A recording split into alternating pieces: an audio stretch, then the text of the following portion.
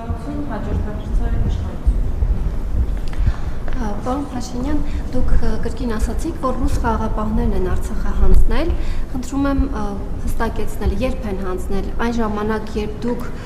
Պրահայում ճանաչեցիք Արցախը Ադրբեջանի մաս, դրանից հետո, թե դրանից առաջ,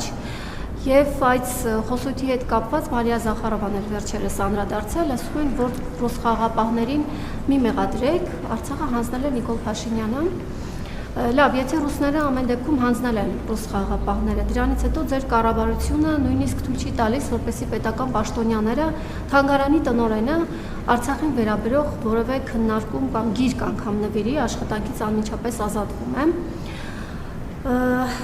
Վլադիմիր Պուտինի եւ Ռուսաստանի հետ հարաբերությունների մասին ամեն անգամ, երբ հարց ենք հնչեցնում, դուք հիշում եք Լուկաշենկոին, այնպեսի տպավորություն է, ասես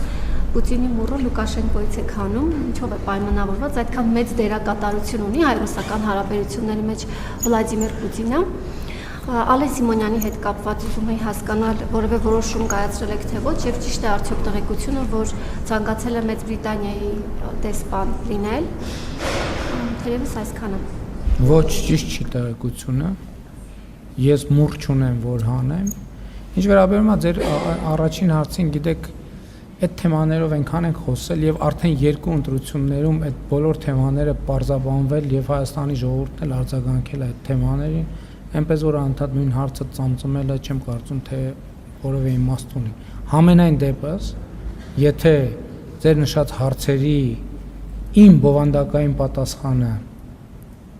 հետաքրքիր է իրոք ձեզ, դուք եթե ոչ հազարավոր,